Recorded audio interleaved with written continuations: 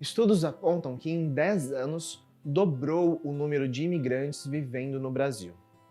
Nesse fluxo mais recente, a maioria vem de países latino-americanos. Muitas e muitos tentando escapar de situações relacionadas à extrema pobreza e à violência. Mas o sonho de uma vida mais digna poucas vezes se concretiza. Mulheres e LGBTs são duplamente afetados em novos ciclos de discriminação e preconceito. Bora falar sobre isso?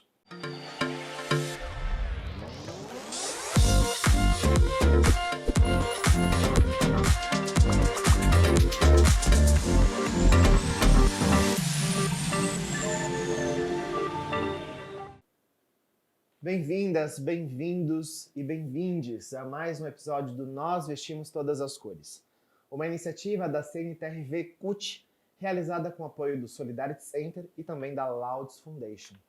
E hoje a gente recebe para o nosso papo a socióloga Leandra Perpétuo, ela que é consultora de projetos do Centro de Direitos Humanos e Cidadania do Imigrante. Leandra, obrigado por ter aceito o convite de estar aqui com a gente. Não, é um prazer estar aqui, falando um pouquinho da questão da migração, que é uma questão muito importante para nós, do CEDIC, e muito obrigada mesmo pelo convite. Te agradece. Vamos começar colocando os pingos nos is. Sim. Tem aquela ideia de que o Brasil é um grande país, uma grande nação acolhedora, que recebe as pessoas de todos os cantos, recebe bem. Não é muito bem por aí, né? Quem dera fosse, né? Quem dera fosse. Existem diferenças, depende muito de quem vem. Exato. Não, primeiro desmistificar essa questão da migração, né? O mundo foi constituído exatamente porque as pessoas migraram de um lugar para o outro, né? Os povos, desde que o mundo é mundo, eles migram. As pessoas são nômades por natureza. E as pessoas sempre migraram buscando novos lugares, novas formas de vida. E o Brasil é um país que se formou a partir da migração, né? Recebeu grandes levas de imigrantes ao longo da sua história. Mas, hoje em dia, existe essa visão equivocada de que o Brasil recebe muita gente e essa visão pior ainda de que vem migrantes para cá para roubar o trabalho, roubar o espaço. Mas tem esse problema quando é um migrante do Sul. Porque se é um migrante do Norte, as pessoas já aceitam melhor. Se é um migrante... Só para a gente pontuar, quando a gente fala Sul e Norte, do Sul e Norte global. Global, Se é um migrante que vem, por exemplo, da Europa, dos Estados Unidos, é super bem recebido. Agora, se é um migrante africano, se é um migrante haitiano, se é um migrante que vem aqui dos países da América do Sul, por exemplo, Bolívia, Peru, Paraguai, Argentina, as pessoas aceitam um pouco melhor. Aí já tem um pouco mais de preconceito, né, em relação a esses migrantes. Preconceito, xenofobia, né, como tem em relação também aos nacionais. São os migrantes indesejados, porque é negro, porque é pobre, porque é indígena, né? São as características físicas também que fazem com que a pessoa seja indesejada internamente aqui no país. E Leandra, quem normalmente repete essa falsa ideia, não considera também que o Brasil manda muita gente para fora. Muitas pessoas também migram para outras regiões do globo. Exatamente. O Brasil manda muita gente. Por exemplo, nós temos uma característica de mandar muitos brasileiros para trabalhar no Japão. A gente tem um grande fluxo de migração para os Estados Unidos, para a Europa, principalmente para Portugal. Portugal tem uma colônia brasileira imensa. Recente, inclusive, né? Lógico, tanto que tem uma xenofobia imensa contra os brasileiros em Portugal, por isso, porque se tornou uma colônia imensa lá. E ao parecer, a gente só recebe, né? E não manda para fora. E principalmente a gente manda para fora muita gente extremamente qualificada para fazer serviços não qualificados lá fora. E a gente também recebe muitos imigrantes aqui para fazer serviços não qualificados que os brasileiros realmente não querem fazer. Esse ponto é central para a gente, né? Por conta dessa ideia de roubar emprego, roubar vagas de trabalho, roubar oportunidades. Essas pessoas muitas vezes vêm, se submetem a condições de trabalho que brasileiros e brasileiras não submeteriam, ou preferem não submeter. É claro que a gente vive um momento difícil, né, de precarização generalizada das relações de trabalho, mas mesmo ainda assim esse ingrediente é muito presente, né, nesses processos. É extremamente presente, porque, por exemplo, nós estamos aqui falando no setor de confecção. Por exemplo, na comunidade boliviana, é muito comum que eles trabalhem costurando por peça e não recebem mais do que R$ 2 por peça para trabalhar. Um brasileiro jamais aceitaria isso.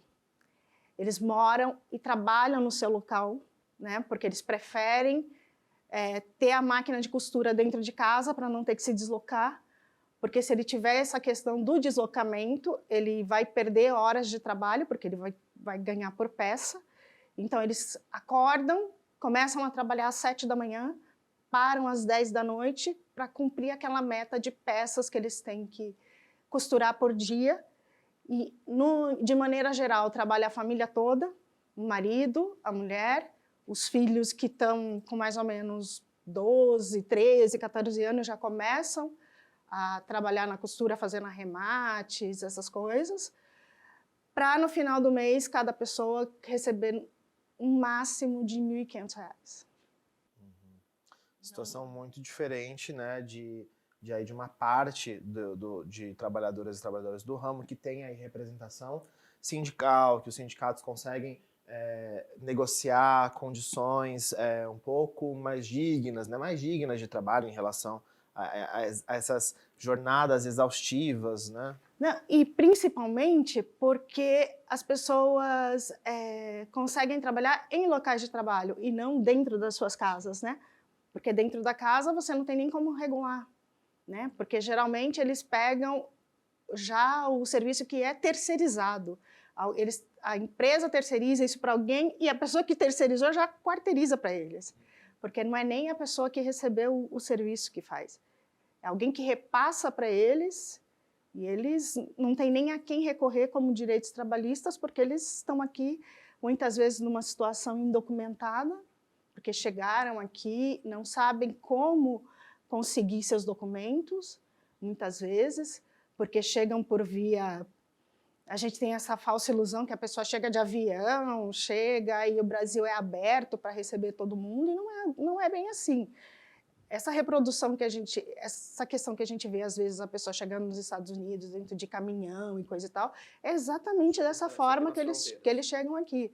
Dentro de caminhões, entrando pela fronteira de uma forma não legalizada, chegam aqui sem papéis, sem documentos, e aí que eles vão descobrir como pegar os seus documentos. E nessa situação indocumentada, eles têm muito medo de ser deportados. E aí eles aceitam todo tipo de condição.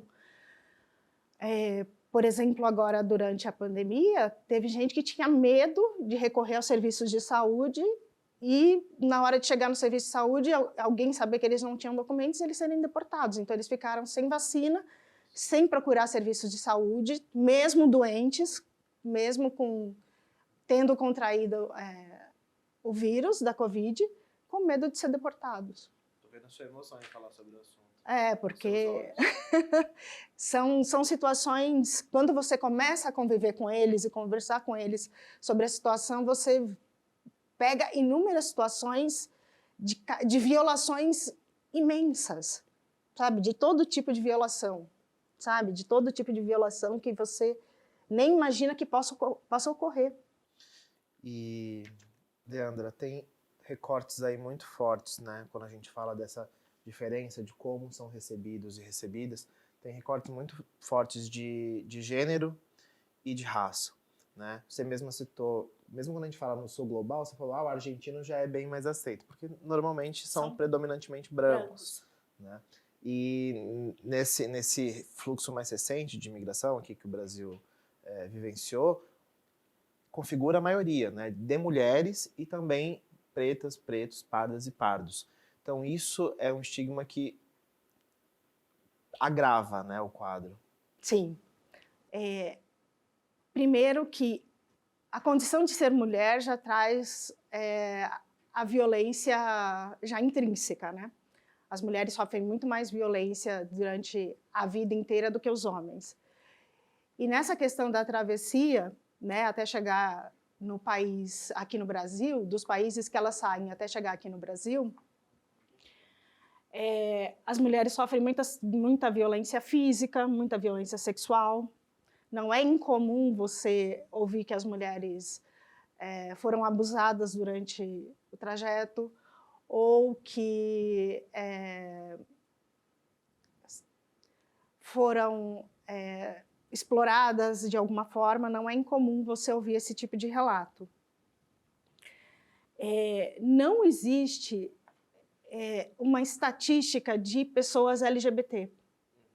Inclusive o CEDIC, a gente escreveu um projeto agora e a gente está tentando financiamento para trabalhar exclusivamente com o público LGBT. Porque como não existe estatística e não existem ainda organizações que trabalhem com essa questão do acolhimento, porque uma coisa é você falar genericamente sobre o público LGBT, porque o público LGBT migra e vamos fazer uma formação de como falar com o público LGBT e colocar siglas e tudo mais. Isso é falar genericamente, mas outra coisa é o trabalho que a gente faz. Porque a gente faz um trabalho de acolhimento, de documentação, atendimento psicológico e atendimento psicossocial. A gente tem assistente social, a gente tem psicólogo, e a gente faz toda essa questão de organizar a documentação para a pessoa ir na Polícia Federal tirar os seus documentos. Então, a gente está fazendo um projeto e buscando financiamento para trabalhar exatamente isso, do acolhimento da pessoa LGBT, e ver como eles chegam até aqui e qual é a proporção de pessoas LGBT que estão chegando até aqui, porque até hoje não existe um quantitativo ou um estudo de quais são as rotas que eles fazem ou de onde eles vêm e para onde eles vão, né? Para quais cidades eles vão. E isso é importante até para você saber o que fazer, né? Porque Exatamente. os desafios de um migrante homem gay são muito diferentes do que uma mulher transexual. Exatamente. Né? De onde eles vêm, para onde eles vão, onde eles passam a viver, do que eles vivem, em qual trabalho eles se inserem. Porque a gente sabe que tem muita questão de tráfico de pessoas, por exemplo, e de traficar pessoas LGBT para trabalho sexual. Então, se a gente não sabe como eles vêm, como eles chegam e para onde eles vão, a gente não consegue detectar esse tipo de... Porque, em muitos casos, é crime, né? As pessoas são enganadas, vêm para cá e entram na prostituição sem saber que vão entrar nesse tipo de atividade, e tem seus documentos retidos, não conseguem sair, e às vezes são até mortas, né? Dentro dessa travessia toda. Então, a gente quer trabalhar exatamente isso para poder ajudar as pessoas. Leandro, eu queria que você falasse um pouquinho, eu vi que você está com material aí, inclusive material gráfico na mão, falasse um pouquinho sobre o trabalho do Centro de Direitos Humanos e Cidadania do Imigrante. Bom, o CEDIC, ele nasce com uma proposta distinta, porque, no geral, quem trabalha com migrante são ou instituições religiosas ou instituições, muitas vezes ONGs, mas com esse cunho de ver o migrante como uma pessoa sem voz, né?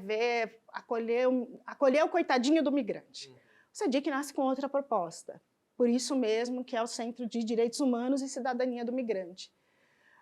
A questão é acolher o migrante, né? E dar voz e cidadania para ele, né? Dar todas as ferramentas dentro de uma proposta dos direitos humanos. Então, a gente tem a nossa casa aberta lá no Tatuapé, onde nós recebemos as pessoas para ver a questão ajudá-los a ver a questão da documentação, Se é uma pessoa que precisa, por exemplo, de um serviço de saúde, nós temos a assistente social que ajuda ver como que ela faz para passar passar num serviço do SUS, por exemplo. Se ele está com algum problema que ele precisa tratar de ordem psicológica, porque dentro dessa questão das violências que a pessoa passa na migração, às vezes ele precisa de uma escuta qualificada. Nós temos uma psicóloga que pode ouvi-lo e ajudá-lo a passar por esse problema, diminuir essas violências e trabalhar psicologicamente essas violências que ele tenha passado. Temos advogados para ajudar em algumas questões, ou trabalhistas, ou de direitos que ele tenha passado. Nós tivemos casos de mulheres que estavam sofrendo violência doméstica, por exemplo, que nós conseguimos ajudar essas mulheres a sair da situação de violência doméstica e, por exemplo, retomar os filhos, né? E conseguir uma vida digna aqui no Brasil. Questão de reunião de família, porque existem alguns status migratórios, por exemplo, se a pessoa está aqui no Brasil e ela tem direito de trazer a família para cá para fazer essa reunião familiar. E às vezes ela não consegue, por algumas burocracias, a gente apoia essa pessoa, sabe? O advogado pode apoiar a pessoa a fazer isso. Nós ajudamos a pessoa juridicamente a fazer esse serviço. Nós temos um projeto para crianças entre 6 e 12 anos que chamam Tendas da Cidadania, feita em 2 territórios, um no Brás, outro em Guaianazes, que nós recebemos as crianças para falar sobre bullying e xenofobia. Funciona uma vez por mês aqui no Brás e uma vez por mês lá em Guaianazes, onde nós recebemos crianças migrantes e brasileiras para falar sobre isso. E nós estamos trabalhando também com organizando a documentação de associação de imigrantes para organizar a documentação e ver como que a gente ajuda para que eles sejam realmente organizações que consigam ajudar os migrantes a trabalhar as suas questões próprias, que não seja mais o CEDIC somente que trabalhe isso, mas que a própria comunidade tenha autonomia para trabalhar naquilo que eles acham que a sua comunidade precise. Leandra, muito obrigado. Em primeiro lugar, pelas informações que você trouxe, mas em segundo, pela paixão, pela emoção com que você fala sobre o assunto, que eu tenho certeza que ajuda, né, que facilita para que as companheiras e os companheiros que estão assistindo a gente se sensibilizem sobre esse tema que é tão importante e que merece mais atenção e mais discussão. Muito obrigado, viu? De nada. Eu que agradeço, em nome do CEDIC, pelo convite, em nome da nossa diretora, Thaís La Rosa, e muito obrigada, viu, gente? Legal. Eu vou te convidar agora para a gente assistir a atração cultural do programa de hoje. Todo programa a gente tem uma participação de um artista e a gente vai assistir junto agora. Vamos lá? Tá ótimo. Obrigada.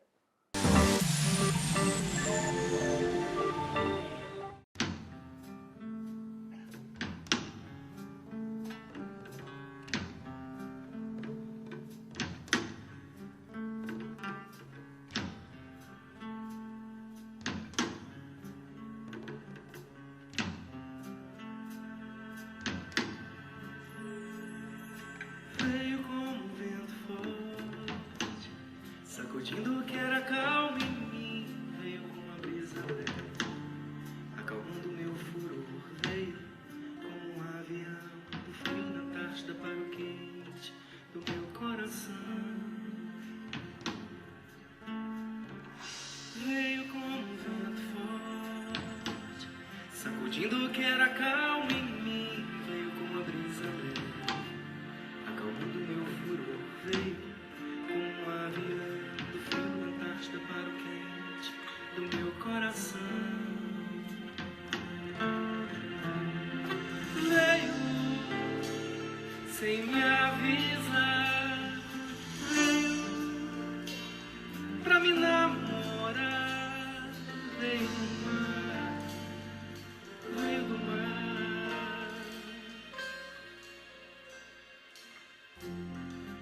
Veio num dia bom, trouxe trouxe alguns bombons, veio pra me levar a pescaria no lago Paranoá, trouxe limão pra temperar.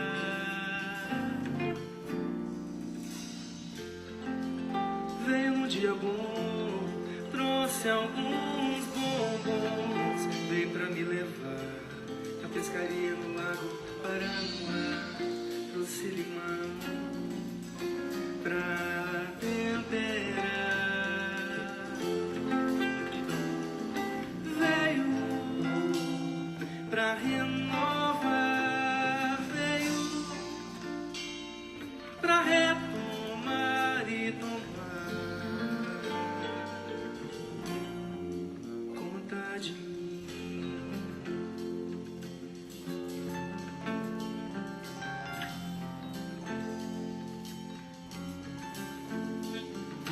Veio como um vento forte, sacudindo o que era calmo em mim. Veio com uma brisa leve, acalmando meu furor. Veio como um avião do frio da Antártida para o quente do meu coração.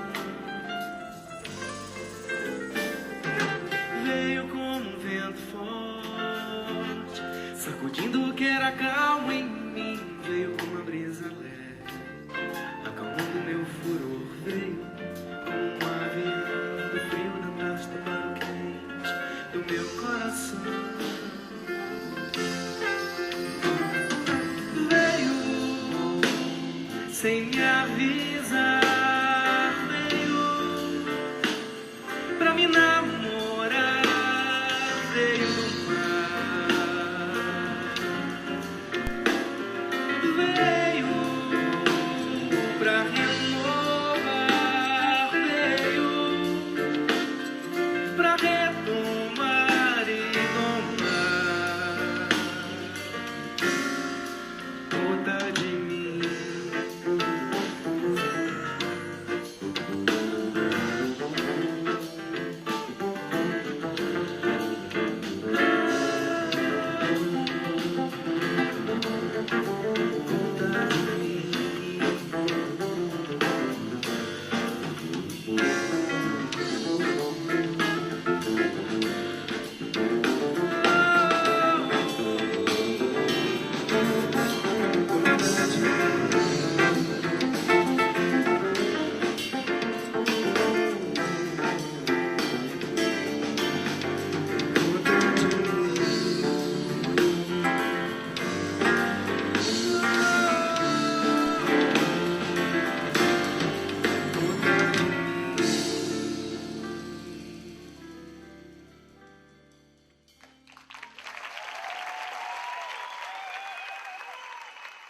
Obrigado.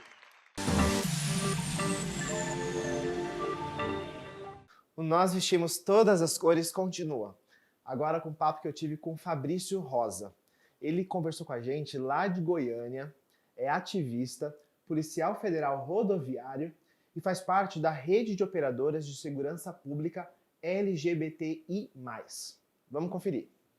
Fabrício, muito obrigado por aceitar o convite e conversar com a gente aqui no Nós Vestimos Todas as Cores. Você é muito bem-vindo. Obrigado, Vinícius. Fico muito feliz de estar aqui com vocês. Eu sou Fabrício, sou militante da Renosp, que é uma rede de policiais LGBTQIA+.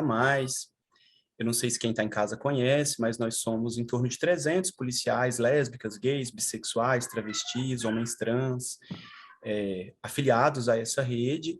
E a gente tem uma preocupação com as violências que acontecem com a comunidade LGBTQIA+. Essa rede nasceu em 2010, inicialmente enfrentando a homofobia, a transfobia, dentro das corporações, no Exército, na Polícia Militar. Muitos são perseguidos pela sua condição sexual, pela sua orientação, identidade de gênero. E, posteriormente, alguns anos depois, a gente começou a ser acionado via redes sociais para acompanhar casos de LGBTfobia nas ruas.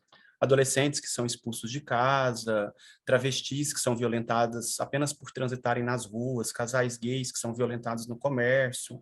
E a gente, no nosso horário de folga, atua na proteção de direitos da comunidade LGBTQIA+, no Brasil todo. Já estamos presentes em 19 estados.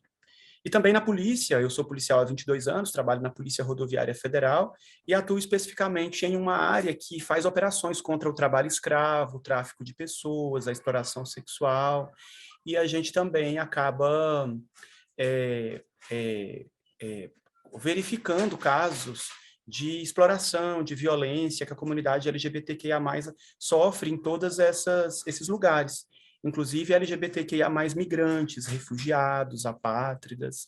Eu posso tentar colaborar com vocês um pouco desse lugar, faço doutorado em Direitos Humanos, esse não é o meu campo específico de pesquisa, mas posso tentar colaborar enquanto um ativista. Não, com certeza vai colaborar. Inclusive, o Fabrício é um colaborador já bastante assíduo de todo esse projeto que discute questões de gênero e também a pauta LGBTQIA+, que é promovido pela CNTRV. Fabrício, em que tamanho, né, em que dimensão que a gente pode dar para o recorte aí da migração quando a gente discute o tráfico de pessoas? Acontece com muita frequência, né, de pessoas que vêm de situações desfavoráveis em seus países, chegarem aqui no Brasil e passarem por novas situações de exploração, inclusive sexual e também de outras formas laborais?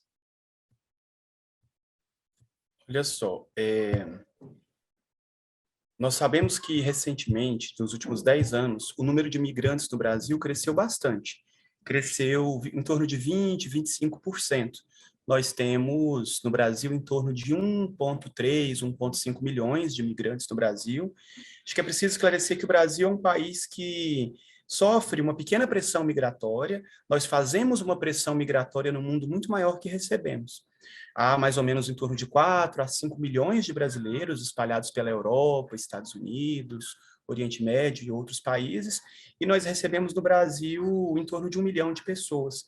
Eu acho que é importante falar sobre isso, que é preciso que a gente trate os migrantes que aqui chegam, independente da sua orientação sexual, da sua condição, com a generosidade que nós gostaríamos de receber, de que nossos parentes, os nossos amigos e os demais brasileiros, aquilo que a gente quer é que eles gostariam de ser recebidos pelo mundo.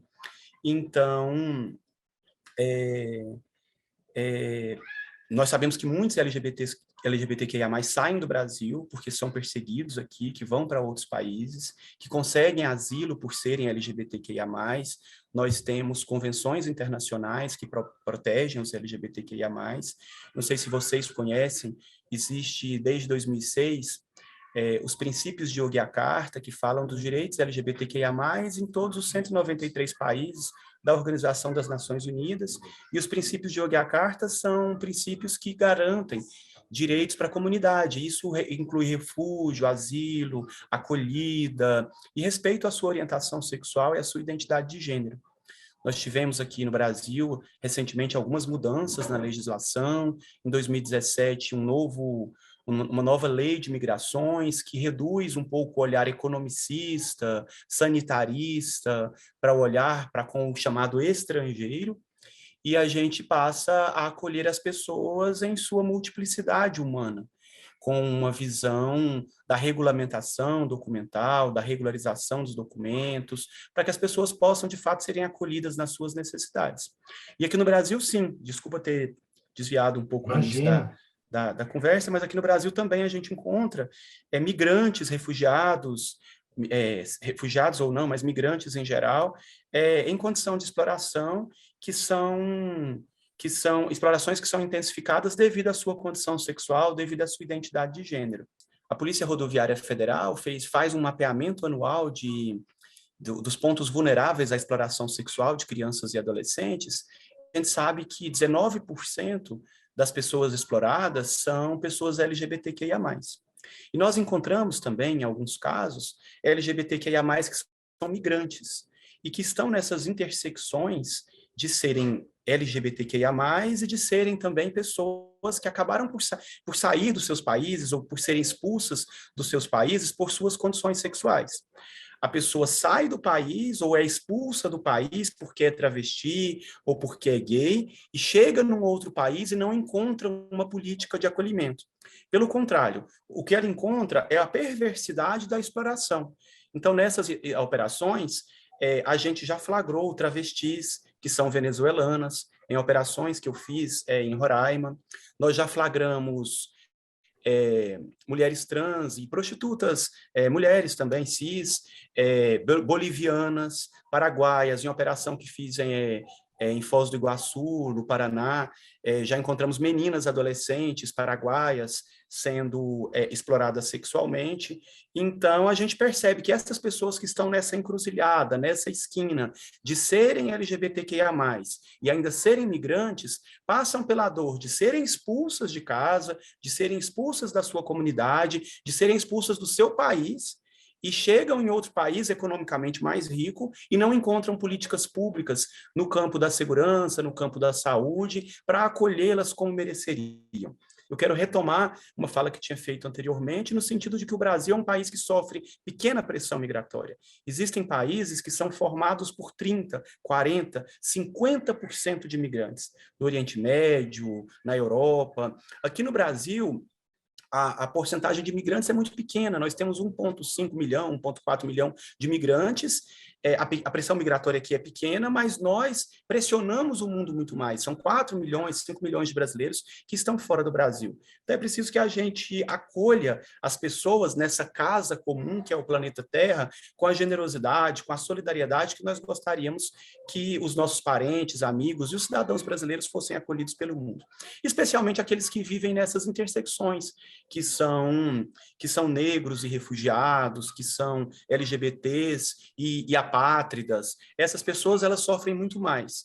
Aqui, em conversas com as redes de acolhimento que nós fazemos, aqui na minha cidade nós temos muitos venezuelanos. Talvez o grupo de imigrantes, nós sabemos que os bolivianos são mais de 200 mil em São Paulo, mas os venezuelanos também grande, e a gente encontra muitos rapazes gays que sofrem com a ausência de políticas públicas, que não conseguem trabalho. Os homens gays e as travestis têm uma dificuldade de conseguirem trabalho no geral, os brasileiros, imagina os migrantes. Então, é preciso que haja políticas para alcançar esses elos da sociedade que são mais vulneráveis. Tem uma frase do Ramsés II, que eu gosto, olha lá, 3.000 anos atrás, mas esse imperador dizia uma frase o seguinte, que a força de uma corrente se mede pela força do seu elo mais fraco. E os elos mais fracos da nossa sociedade são aquelas pessoas que vivem essas vulnerabilidades. E é justamente esses elos mais fracos que nós precisaríamos construir políticas públicas. São pouquíssimas as políticas para a comunidade LGBTQIA+, faltam casas-abrigo para adolescentes que são expulsos de casa, faltam casas de acolhida para travestis que são traficadas, que são exploradas sexualmente, e falta ainda muito mais casas que consigam compreender e acolher essas pessoas que estão em condição de refúgio, que foram expulsas dos seus países pelas guerras, pelas catástrofes, ou pelo preconceito, pela maldade, e que, ao transitar pelo mundo, encontram um lugar, às vezes, até mais perverso, até pior, mais xenófobo, mais homofóbico e transfóbico. Então, é preciso que a gente se desafie a construir políticas públicas que alcancem as necessidades humanas em sua intensidade de dor e de sofrimento e que consiga, de fato, dar resposta para essas situações. Excelente. Fabrício, uma questão de conceito. Queria que você explicasse para a gente o que configura uma situação de exploração sexual. Toda situação de prostituição é exploração sexual ou não? Tem algum elemento que caracterize a exploração? Bem, a prostituição no Brasil não é crime. Uma pessoa maior de 18 anos, ela pode decidir o que fazer com o seu próprio corpo. As experiências pelo mundo que criminalizaram a prostituição foram experiências terrivelmente ruins. Os países que criminalizaram a prostituição, eles tiveram um afastamento do poder público no campo da saúde, na distribuição de preservativos, na prevenção às ISTs, na prevenção à gravidez, muito ruins. Durante algumas Copas do Mundo, a Copa da Alemanha, algumas Copas que aconteceram em outros países, a gente percebe isso. Na Copa da Alemanha, o poder público se aproximou das prostitutas. Em Copas que aconteceram em outros países, o poder público se distanciou das prostitutas. E isso fez com que prostitutas ficassem grávidas de turistas que não sabiam quem eram, isso aumentou o número de STs, a contaminação por HIV. Então, por que eu estou querendo dizer isso? Estou querendo dizer que nós não podemos cair num discurso moral de tentar criminalizar a prostituição. Nós precisamos fazer com que o poder público, por meio do serviço social, da psicologia, da saúde, da segurança, se aproxime das prostitutas. Bem, fazendo essa preliminar, é preciso dizer que a prostituição, então, não é crime, mas a exploração sexual de crianças e adolescentes é crime. Uma pessoa abaixo de 14 anos no Brasil não pode ter relação sexual, isso é considerado estupro de vulnerável, e uma pessoa entre 14 e 17 anos, se tem relação mediante pagamento, é considerado exploração sexual, o artigo 218 do Código Penal. O cliente que tem uma relação com uma menina de 14, ou de 16, ou de 17 anos, ele vai responder por um crime de exploração sexual. A cafetina, o cafetão, ou o pai dessa adolescente, ou alguém que está lucrando, o dono de um motel, o dono de um posto de combustível, o dono de um prostíbulo, vai responder ainda mais por esse crime, vai responder de maneira agravada. A criança e essa adolescente deve ser acolhida, deve ser levada para algum local. Então, em relação a crianças e adolescentes, essa é a regra. Uma adolescente acima de 14 anos, se ela tiver uma relação sexual mediante consentimento dela própria, pode ser que não seja crime. Pode ser que seja crime. Se houver enganação, fraude, mentira, algum tipo de brinde, presente, mesmo que não seja dinheiro, também é crime. Agora, se for algo consensual, uma menina de 17 com seu namorado de 18, que tem a primeira relação, isso não é crime. Mas é crime a exploração sexual e é crime o tráfico de pessoas. E aí, quais elementos caracterizam o tráfico de pessoas?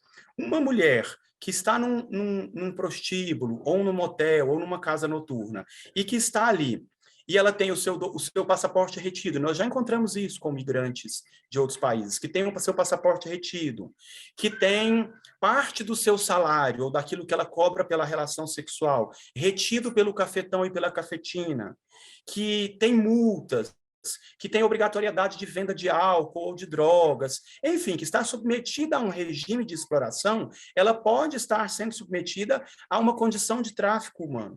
Então, o tráfico de humano é sempre que alguém é retirado de uma localidade por um grupo de pessoas e passa a ser explorada em uma outra localidade por esse mesmo grupo de pessoas, explorada comercialmente, financeiramente ou de outras formas.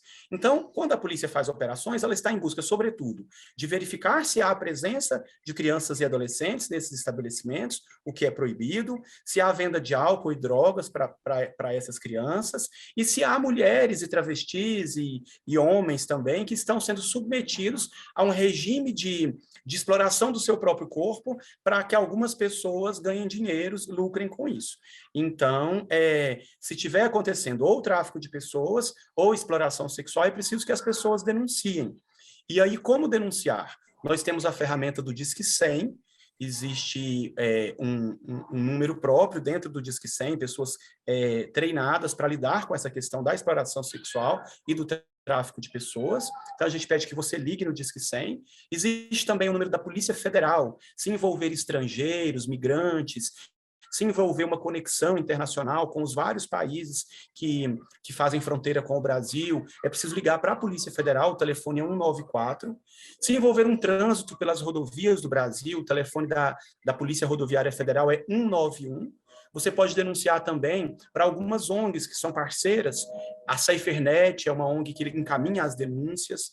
Você pode denunciar também para a Childhood, que é uma ONG que faz um trabalho com caminhoneiros, com empresas transportadoras, e também encaminha essas denúncias para as polícias federais. Então, você que está nos assistindo pode colaborar, sensibilizando o seu olhar, não aceitando a exploração sexual de crianças e adolescentes LGBTQIA+, ou não LGBTQIA+, migrantes ou não migrantes, e não aceitando também o tráfico dessas pessoas. Maravilha. Fabrício, muito obrigado por sua contribuição, por seu olhar muito afetivo e generoso sobre esse tema. Tenho certeza que muita gente aprendeu bastante com você, viu?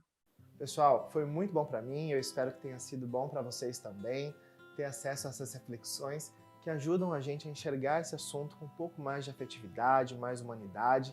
O processo de imigração é um assunto pouco discutido e a gente precisa dar atenção para ele. Eu agradeço desde já a sua companhia e peço para que acompanhe a gente no próximo programa, próximo episódio que vai ser o último da temporada. Se você perdeu algum anterior, se inscreve aqui no canal, não deixe de acompanhar porque tem todos disponíveis, tá bom? Muito obrigado, até a próxima e fiquem bem.